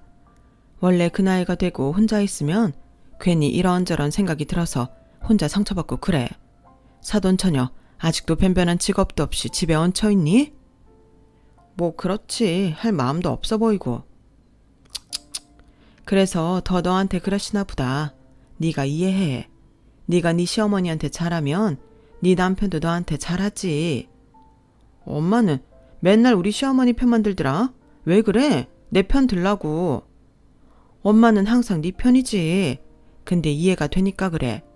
엄마는 아빠가 있어서 그런 거 모르고 살았지만 네 시어머니는 얼마나 힘들게 사셨겠니. 모르긴 몰라도 우리가 아파트 해줘서 고맙기도 하지만 자존심도 많이 상하셨을 거야. 그래서 너한테 더 그러시는 거지. 오히려 그럴 땐 시어머니 장단 잘 맞춰주면 또 안 그런다. 몰라. 우리 시어머니 점점 이상해지는 것 같아. 너도 아들 키우면서 그런 소리 하는 거 아니야. 친정엄마는 항상 제 얘기를 잘 들어주시면서도 늘 시어머니 편에서 저를 야단치셨어요. 그런데 희한하죠. 남편이 시어머니 편을 들면 그렇게 화가 나는데 친정엄마가 뭐라고 하면 내가 우리 시어머니한테 너무했나? 하는 생각이 들었는데 그런 생각이 무색하게 시어머니의 의지와 만행은 계속됐어요. 시어머니는 걸핏하면 어디가 아프시다고 병원비를 달라고 하셨고 언제부터는 병원비 말고 우리 냉장고 10년이 넘어서 그런가? 시원한 것 같지도 않고 음식도 상하는 게 냉장고를 바꿔야 할 것 같아. 요즘 냉장고는 얼마나 하니? 많이 비싼가? 요즘 그렇게 단풍이 이쁘다고 하는데 나는 돈이 없어서 그런데 가지도 못하고 아우 내 팔자야. 한 50만 원이면 경비까지 해서 갔다 올 수 있을 것 같은데 하며 노골적으로 바라는 게 많아지셨는데요. 제가 반복되는 요구에 조금 난색을 표하니 남편이 그러더라고요. 다른 건 몰라도 엄마가 필요하다고 하는 건 해드리자. 어차피 내가 번 돈에서 지출하는 거잖아. 난 그 정도의 아들 노릇은 하고 싶어. 아니, 해야 한다고 생각해. 저는 남편의 말에 어쩐지 좀 빈정이 상했어요.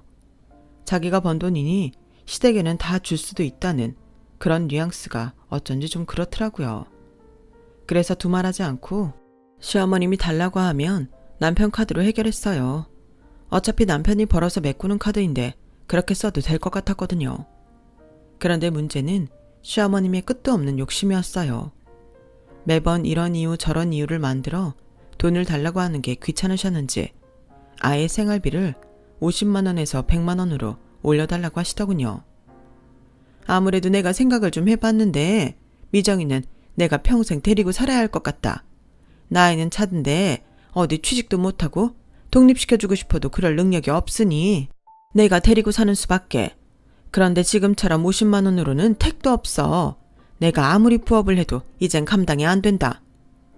어머니, 그래도 그렇지 100만 원씩 달라고 하시면 그건 아무래도 부담스럽죠. 아가씨한테 취직이 어려우면 알바라도 해서 집에 생활비 달라고 하세요. 아가씨한테 50만 원 받으시면 되겠네요. 얘는 뭐? 나는 안 그러고 싶니? 그런데 우리 애가 그렇게 못하는 걸 어떡해. 요즘은 살도 많이 쪄서 애가 자존감도 떨어졌고 그래서 집 밖에는 도통 나가지도 않는단 말이야. 다 큰 애를 억지로 끌고 나가서 일하라고 시켜? 너는 애가 왜 그렇게 매정하니? 제가요? 아니 어머니야말로 진짜 너무하세요. 언제는 혼자 벌어서 불쌍한 아들이라면서요. 솔직히 이런 말까지는 하고 싶지 않은데 저희 애들도 요즘 먹는 거 무시 못하고 애기 용품들도 전부 값이 장난이 아니에요. 그래서 내가 너더러 그만 놀고 나가서 벌라고 했잖아. 너야말로 참 염치가 없다. 그렇게 집에서는 나가는 게 많은데 넌 그걸 그냥 네 남편이 벌어오는 걸로 전부 충당하려고 하니?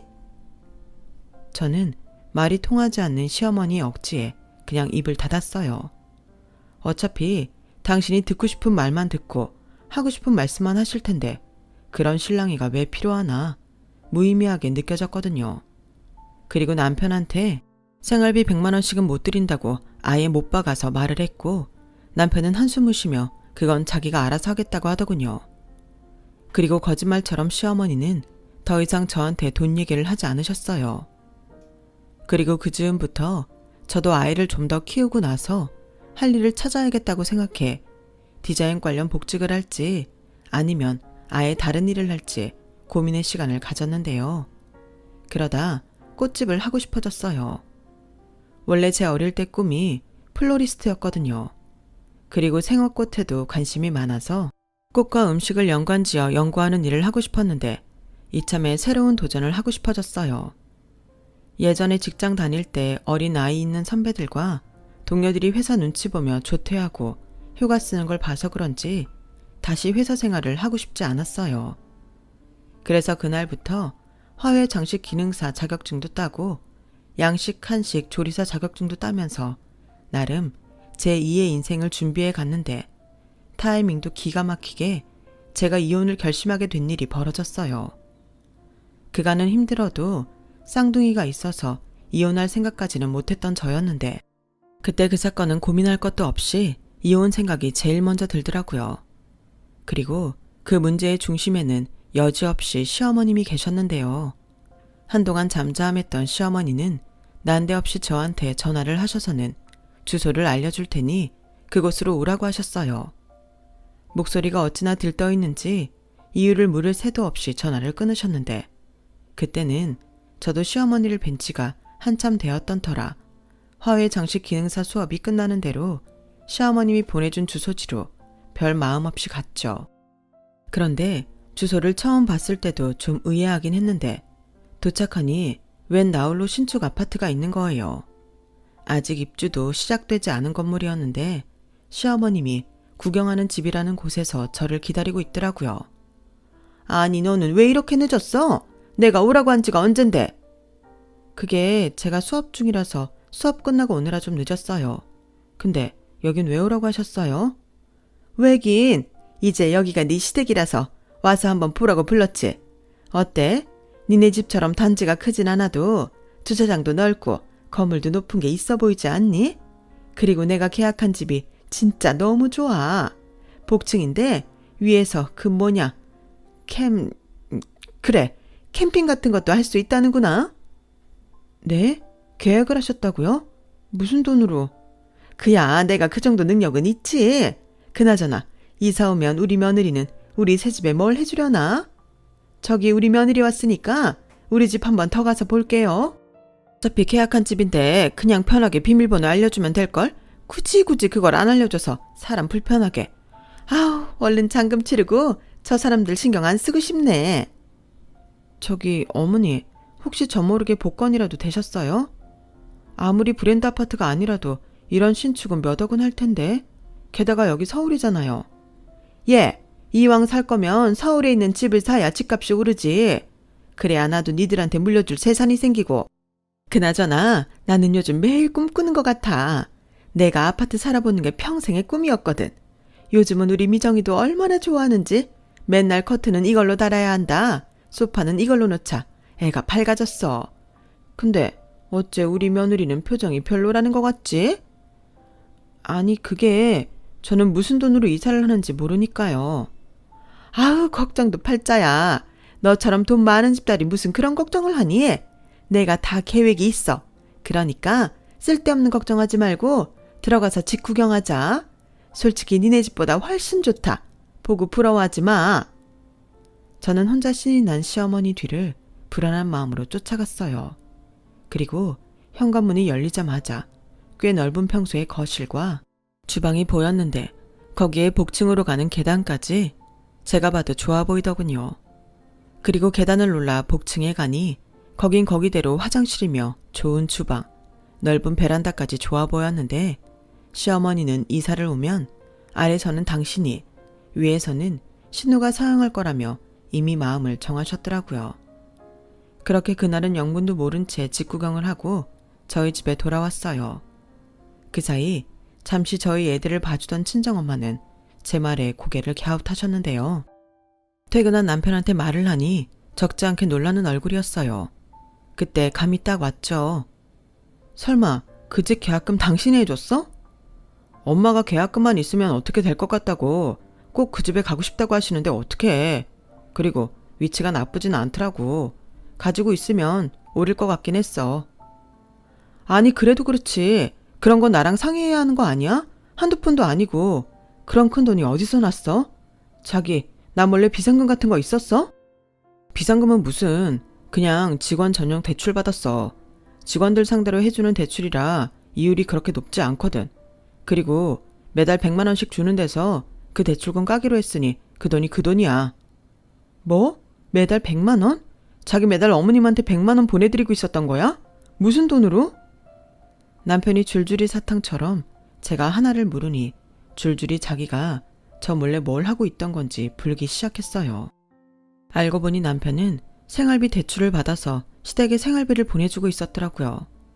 그리고 남편이 대출받아서 보냈다는 계약금은 무려 1억이었는데 그런 큰 돈을 자기 마음대로 융통했다는 게 저는 용서가 되지 않았죠.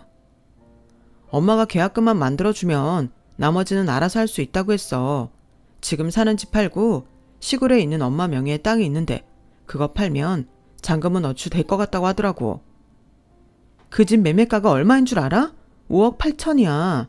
그럼 자기가 1억 해줬다고 하면 나머지 4억 8천을 어머님이 마련할 수 있다고? 저는 남편 말에 더는 참고 있을 수 없었어요. 그런데 이 인간이 잔뜩 화가 나 있는 저한테 뭐라고 한 줄 아세요? 자기야, 흥분하지 말고 차근차근 생각해봐. 그렇게 나쁜 일 아니야. 그 집 집값 오르면 우리한테도 지분이 있는 거고, 아까도 말했지만 계약금 대출은 그냥 평소처럼 내가 드리는 생활비에서 충당되는 거라니까. 자기는 신경 쓸 것도 없어. 그냥 앉아서 돈 버는 거야. 그럼 그 생활비 대출은 계속 대출받아서 100만 원 드릴 거야? 난 여태 그것도 모르고 있었잖아. 우리가 부부야? 자기랑 내가 한 가족이 맞냐고. 그럼 어떡하냐? 자기는 절대 안 된다고 하고 엄마는 미정이랑 살려면 필요하다고 하는데 가운데서 내가 뭘 어떡해. 이참에 자기도 알았으니까 그냥 이해하고 넘어가 주라.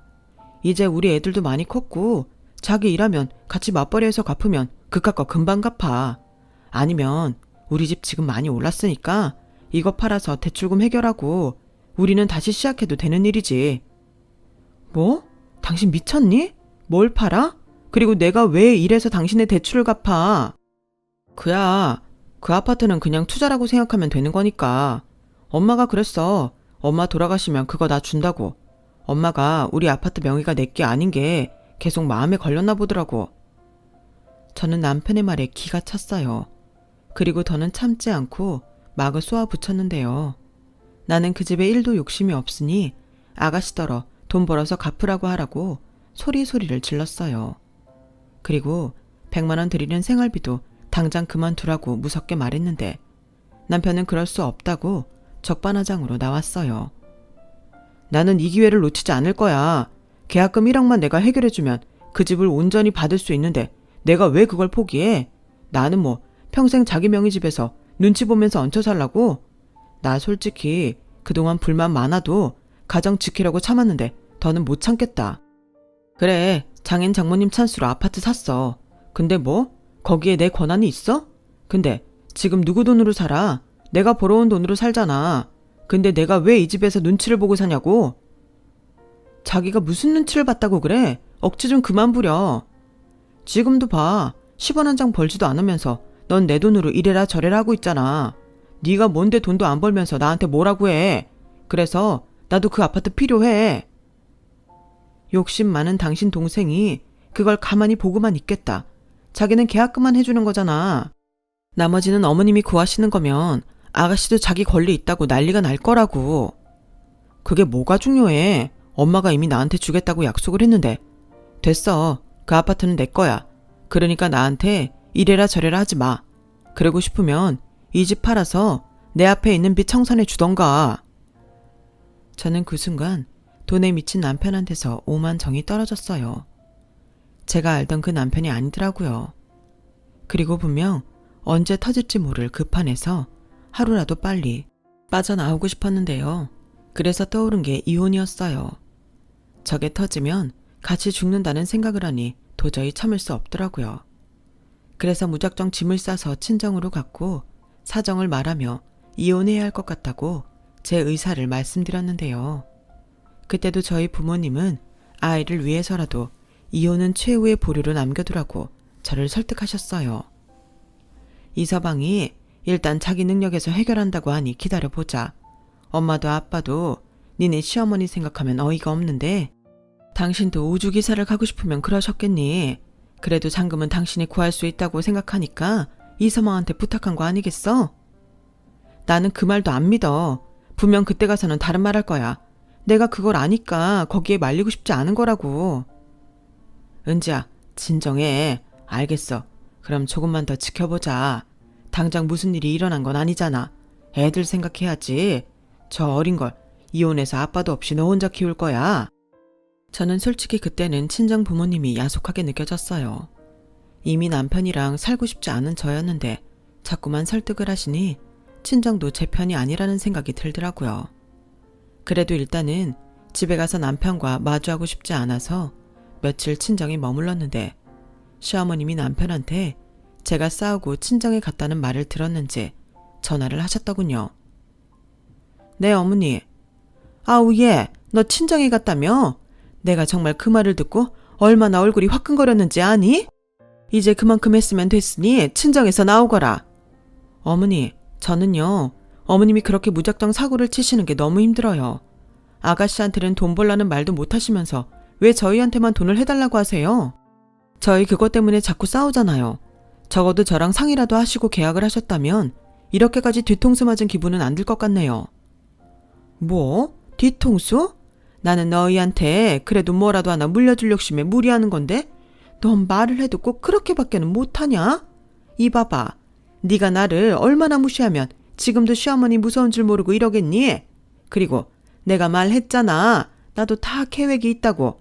막말로 너 힘들어지면 너네 부모님이 가만히 계시겠니? 너 아파트 사줬을 때처럼 너 도와주시겠다고 나서시겠지. 뭐라고요? 그러니까 사고는 어머님이 다쳐놓고 제가 힘들어지면 저희 부모님이 나서실 것까지 계산하고 그 집을 덜컥 계약하신 거예요? 세상에 어떻게 그러실 수 있어요? 사돈이잖아요. 사돈한테 도움받을 생각으로 지금 일을 벌이셨어요? 아우 시끄러워. 그래 그랬다. 나는 뭐 니네 집 덕 좀 보면 안 되니? 그래 니네 친정 잘 살잖아. 현금도 많고. 그럼 너야말로 살살거리면서 네 집에서 땡겨올 수 있는 건 전부 땡겨와야지. 넌 이제 시집 왔으니 우리 집 사람이야. 우리를 위해 네가 그 정도는 할 수 있는 거 아니니? 어머니 무슨 그렇게 말 같지도 않은 소리를 태어나게 하세요? 제가 친정에서 돈 빼다가 어머님한테 드려야 한다는 말씀이세요? 그게 다 멀리 생각하면 널 위해 한 거지. 내가 계약한 집도 그래. 너도 들었겠지만 나 그 집 우리 대호한테 물려줄 거다. 그 아파트가 값이 올라서 2배, 3배 되면 누가 이득이니? 나는 그냥 미래의 너희 재산에 잠깐 머무는 것뿐이야. 우리 아들은 잘 이해했는데 너는 머리가 나쁜 거니? 그리고 니네 집도 참 뻔뻔해. 자기 딸이 돈도 안 벌고 지금 몇 년 동안 사위돈으로 놀고 먹는데 미안하지도 않다던? 너 친정에 있는 김에 딱 10억만 땡겨와라.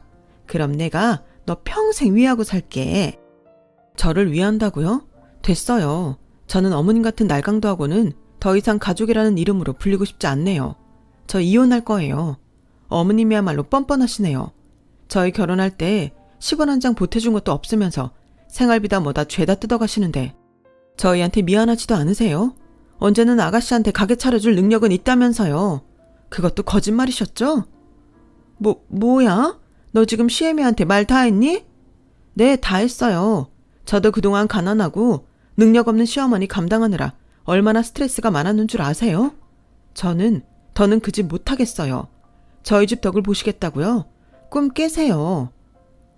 저는 너무 화가 나서 쉬지도 않고 말했어요. 그러자 시어머니는 많이 당황한 듯 말을 잇지 못했는데요. 나중에 울먹이면서 자기가 죽어야 한다며 생쇼를 하더군요. 저는 아랑곳하지 않고 이혼할 거라고, 그러니 죽든 살든 저랑 상관없다고 단호하게 말했는데 핸드폰 너머로 시어머니는 울먹이는 목소리는 온데간데 없이 날카로운 목소리로 이렇게 말씀하셨어요. 그래, 이혼해라. 그런데 그냥은 안 되지. 여태 너랑 살아준 내 아들한테 너 위자료 물어내. 지금 살고 있는 그 아파트 내 아들한테 넘겨라. 그리고 양육비니 뭐니 하나도 요구하지 마. 이제야 본색을 드러내시네요. 됐고요. 그건 저희가 알아서 해요. 저 변호사한테 이혼 소송 맡길 거고요. 그럼 판사님이 알아서 분할해 주시겠죠. 저게 끝까지? 그럼 우리 집이라도 해결해 주고 이혼해. 나는 너 하나 믿고 그 집 덜컥 계약했는데 그럼 대출 받아서 계약금 낸 내 아들은 어쩌라는 거니? 그러게요. 어머님이 어머님 아들 신세 망치셨어요. 그리고 앞으로 저한테 전화하지 마세요. 저는 할 말 다 했고요. 어머님이 친사고 어머님이 수습하시길 바래요. 그럼 안녕히 계세요. 저는 전화를 끊었어요. 순간 속이 얼마나 시원하든지. 그리고 시댁과 남편은 그제야 발등에 불 떨어진 듯 난리가 났고 남편은 급기야 저희 친정에 와서 무릎까지 꿇고 빌기 시작하더군요. 당연히 저희 부모님은 이 상황을 모르셨기 때문에 어안이 벙벙한 얼굴이셨어요. 하지만 이내 제가 시어머니와 통화한 내용을 아시고는 표정이 굳어버리셨는데요. 남편은 무슨 귀신이라도 본 듯 사지를 떨면서 시댁과 연 끊고 살겠다며 한 번만 봐달라고 자기는 이혼하고 싶지 않다고 하는데 그때였어요. 저희 엄마가 화장실에서 욕조에 받아진 물바가지를 퍼와 남편 얼굴에 부어버리더라고요. 나는 그래도 자네를 믿었네. 자네 집이 조금 부족해도 자네 하나 믿고 내 딸을 시집 보냈어. 그뿐인가? 나는 계속 우리 애한테만 뭐라고 했네. 네가 참으라고, 네가 이해해주라고. 근데 이렇게 내 딸 속을 썩였던 건가? 우리가 자네 집 빚을 갚아줄 줄 알고? 뭐? 10억을 땡겨와? 자네 모친 정신 이상한 거 아닌가? 죄송합니다, 장모님. 저희 엄마도 욕심에 이성을 잃으셨나 봐요. 제가 대신 사과드리겠습니다. 정말 죄송합니다. 됐네. 우리 인연은 여기까지가 맞는 것 같네. 내가 괜히 내 딸 생각한다고 아파트를 사준 게 이렇게 큰 화근이 될 줄은 몰랐어. 좋게 말할 때 내 집에서 나가. 그 집은 알아서 처분할 테니 자네도 짐 빼게. 아버님, 제발 노염 푸세요. 제가 잘못했습니다. 이제 은지 속썩이는 일은 하지 않을게요. 쌍둥이도 아빠가 필요하잖아요. 자네 같은 아비는 필요 없어. 그동안 자네 새끼 키우느라 쇠 빠지게 고생하는 내 딸을 자네 돈으로 놀고 먹는 취급을 했겠다. 당장 꺼지지 않으면 이번엔 펄펄 끓는 물을 그 얼굴에 부어버릴 거야. 장모님, 누가 자네 장모야? 썩 나가. 다시는 내 딸 앞에 나타나지 말고. 그때 저희 엄마는 너무 흥분한 나머지 소리치다 쓰러지고 마셨어요. 그래서 119에 신고를 했고 저희 아빠는 이성을 잃고 남편을 있는 힘껏 현관 밖으로 내쫓아버리셨어요. 그러자 남편은 저 은지랑 이혼 못합니다. 이미 그 집 대출받아서 계약금 다 넣었고 잔금 해결되지 않으면 그 돈도 다 날아가요. 제가 다 덤탱이 쓴다고요. 제가 이대로 물러날 것 같습니까? 저는 절대 이혼하지 않을 거예요. 라며 동네방네 시끄럽게 굴었는데 결국 제가 보다 못해 경찰에 신고를 했어요. 그리고 다행히 응급실 간 엄마는 의식을 회복했는데 화가 머리 꼭대기까지 오른 저희 아빠가 직접 나서서 변호사를 선임해 주셨네요. 그렇게 저는 이혼 소송에 들어갔어요. 남편은 치졸하게 친정에서 사준 아파트 시세의 절반을 재산 분할로 요구했는데 저희 쪽 변호사님이 온갖 증거를 갖다 대며 반격을 하셨어요. 그리고 저희 가사노동 시간을 최저임금으로 환산해 저의 노동 가치를 산정해 주셨고 결국 시간은 좀 걸렸지만 저는 소송에서 승소할 수 있었어요. 아파트는 물론이고 남편한테 위자료로 1,500만 원을 받게 되었죠. 그게 끝이 아니었어요. 아이들 양육비로 매달 100만 원씩 지급하라는 판결이 나왔는데 그제야 시어머니가 제 앞에 무릎을 꿇고 빌며 다시는 동료심 내지 않을 테니 당신 아들 살려달라고 빌고 난리도 아니시더군요. 너가 이렇게 이혼을 하면 내 아들이 은행을 어떻게 다니니? 그리고 우리 벌써 그 아파트 날렸다. 내 아들 갈 곳이 없어. 너 우리 아들 많이 좋아했잖아. 이젠 내가 죽은 듯이 살 테니까 이혼하지 말고 그냥 그 아파트에서 살아라. 싫어요. 저는 이미 오만정이 떨어졌고 무엇보다 어머니 말씀 믿지 않아요. 그러게 저한테 평소에 신용을 좀 쌓지 그러셨어요. 저는 이혼해서 애들이랑 편하게 살래요. 어머님도 아시잖아요. 저 있는 집 자식이라는 거. 이혼해도 잘 살 수 있다는 거. 뭐야? 너는 이 판국에도 내 앞에서 잘난 척을 하고 싶어? 이 망할 것. 너 내 아들 책임져. 내 아파트 물어내. 시어머니는 그렇게 저를 붙잡고 한탄을 하셨어요. 그러자 법원 내에 있는 직원들이 그런 시어머니를 저에게서 떼어놓으셨고 저와 그 집 식구들은 그게 마지막이었네요. 그리고 제가 이혼 판결 후 가장 먼저 한 일은 그 시댁 식구들 번호 차단하는 거였는데 처음엔 그냥 삭제할까 했다가 모르는 번호라고 저도 모르게 전화를 받을까봐 그냥 차단하기로 했어요. 그 번호는 아마도 저한테는 영원히 차단되지 않을까 생각합니다. 그리고 남편 번호는 아무래도 양육비 문제도 있고 하니 그냥 뒀는데 저희 아빠가 따로 통화할 것도 없다며 앞으로는 변호사를 통해 용건을 전달하라고 하셨고 실제로 남편은 며칠 동안 구질구질 저한테 매달렸지만 저희 아빠가 나서서 저한테 얼씬도 못하게 하셨어요. 한 달 정도 그렇게 저와 아빠와 실랑이를 하던 남편, 아니 전 남편은 그제야 포기할 마음이 생겼는지 더는 찾아오지도 않고 연락도 하지 않았는데요. 혹여 위자료와 양육비에 장난을 칠까봐 저희 측 변호사가 전 남편이 근무하는 은행에 급여 압류를 진행했죠. 그러니 남편은 변호사를 통해 자기도 살아야 하지 않냐며 매달 저한테 입금해주는 걸로 합의하고 압류를 풀어줬다고 하는데 제 손 거치지 않고 일이 수월하게 끝나 얼마나 다행인지 몰라요. 저는 지금은 전 남편이랑 살던 아파트를 팔고 경기도 모 도시에 작은 평수의 주택으로 이사 왔는데 아무래도 아들 둘이다 보니 층간소음을 의식하지 않을 수가 없더라고요. 그래서 제가 조금 힘들더라도 마당이 있는 주택살이를 선택했어요. 그리고 1층은 꽃집 겸 레스토랑으로 용도를 변경해 운영하고 2층은 주거 공간으로 사용하고 있는데요. 다행히 가게는 저희 식구 먹고 살 만큼은 유지가 되고 있어요. 제가 꽃집 겸 레스토랑이라는 점을 감안해 꽃으로 인테리어를 해놨거든요. 그렇다 보니 조금씩 커플들 사이에 입소문이 나는 것 같은데 저는 더도 말고 덜도 말고 딱 지금처럼만 유지할 수 있었으면 좋겠습니다. 요즘은 저희 부모님도 한시름 놨다는 듯 얼굴이 많이 좋아지셨어요. 사실 제가 이혼하고 두 분 다 걱정이 많으셨거든요.